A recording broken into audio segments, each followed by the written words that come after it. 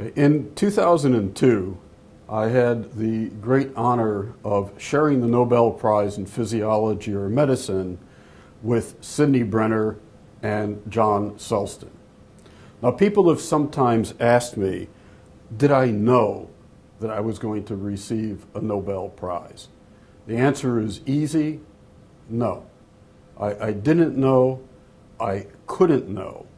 And in fact, it's clear, it was clear to me then, it's clear to me now, that there are many scientists who have made major pioneering contributions in the field of biomedicine who are at least as deserving as I was for the Nobel Prize. Nonetheless, for some years I had been acutely aware of the first Monday in October, the day in which the Nobel Prize in Physiology or Medicine is announced. And starting, I think it was in about 1995, I knew when each announcement day was approaching. I had probably progressively more trouble sleeping the night before. The announcement is made at 11:30 in the morning in Stockholm, which is 5:30 in the morning in Boston, and I invariably got up early, knowing that the phone had not rung, to look and see who, in fact, were the recipients for that particular year.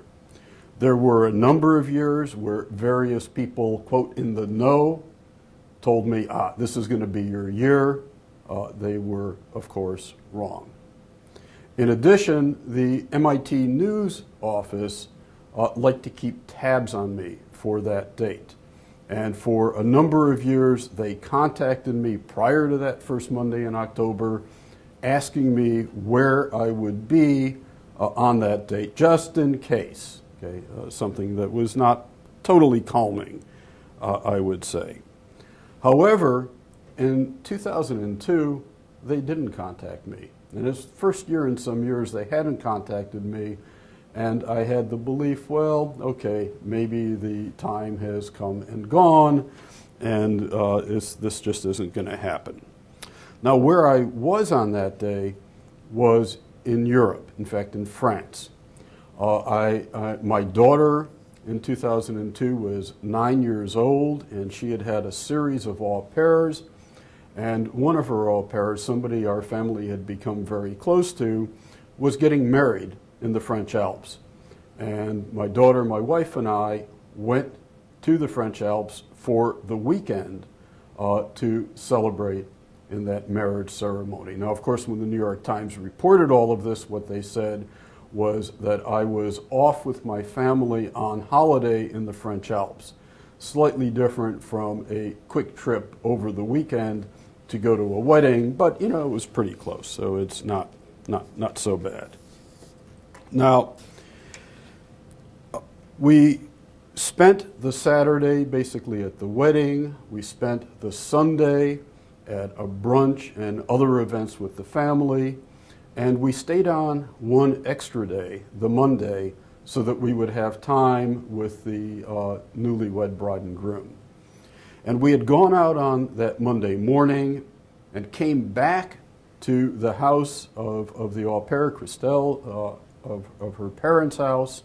And when we walked in, her father said to me that I had gotten a phone call. Now, he doesn't speak English, so there was some ambiguity, at least to me, in exactly what he was saying, and I heard him say that I'd gotten a phone call from Boston. Now, we had only been gone for the weekend. The only thing that I could imagine might be leading to a phone call from Boston was that maybe the lab burned down, and I was a little apprehensive when he gave that message. And he said that he had written down a phone number so that I could return the call. The problem was his not speaking English meant that his phone number wasn't in numbers, but was rather written out in letters with the sounds that he heard, with, I would say, a bit of a French accent to these letters. So I got what was the number and looked at it, and two things were apparent. First, he said again that I got a phone call from, but this time when he said it, It was clearly Stockholm that he said, not Boston. And that gave me an aha, that's interesting. And the second was looking at the number, although the letters were not totally clear. It clearly wasn't a Boston number, so this was not Boston. And Stockholm on that day caught my attention. Now, having said that, there were some caveats. So that, for example, I had heard a story some years ago, and I'm not sure that the source was the person I'm thinking of, but I think it was from Gunther Blobel at Rockefeller, who did receive a Nobel Prize for his breakthrough work. And I had heard a story, I think from Gunther, that some years before he received the prize, he was awakened at 5:30 in the morning, New York time in his case, by someone with a Swedish accent telling him something that turned out to be a joke from a friend of his with a, quote, sense of humor. So I began to think about my own friends and their senses of humor, and I could imagine that something comparable was not out of the question. So I wasn't really confident what this meant. But what we did, first I tried calling the number, and it did get to Sweden, but it got to a number not in service, so that didn't help. And then we went and we listened to the radio and watched television until about 20 minutes later, there was an announcement which basically had three names: Sidney Brenner, John Sulston, and me. So at that point, I knew it was real. And at that point, my life was about to change really forever. So what did I do? Well, the first thing I did was call my mother. My mother was in Chicago. It was very early in Chicago. Her immediate response was, "What's wrong?" But I quickly told her, and she was, I would say, well, what can I say? What better thing can you do to call your mother and say, I've won a Nobel Prize, other than perhaps saying you are her grandmother, which I think still is her greatest thrill. Eventually, after I hung up from my mother, there was a message on the phone in France, and I guess they had tried to call while I was on the phone, and this time I could hear the voice, and I got a phone number, and I called back, and I reached Hans Jornvall, who at that point was the secretary of the Nobel Committee of the Nobel Assembly of the Karolinska Institute, and it was Hans's privilege to contact the new recipients and tell them the news. Now, Hans was a bit depressed, and the reason he was depressed is he was 0 for 3 that year. He failed to reach Sidney, John, or me. Sidney was on an airplane flying from Singapore to Germany. John was in his lab working and got the news from a recorded message, and I was out. So this was a year in which Hans felt that he had missed his annual joy, and in fact he began the conversation by saying, well, by now I imagine that you know, would you have some time to talk with me? And I said to him, yes, Hans, I'd be delighted to talk with you. Let me mention one other immediate consequence of the events of that morning. The question is, how did Hans get the phone number in France? And the answer was he called my house outside of Boston, and there he reached my daughter's current au pair, who was from Ecuador. And he called her. He said he was trying to reach me. She gave the number. That was fine. But then when the announcement was made, reporters started calling my house. And of course I wasn't there, and the au pair answered and answered and answered over and over again this deluge of phone calls.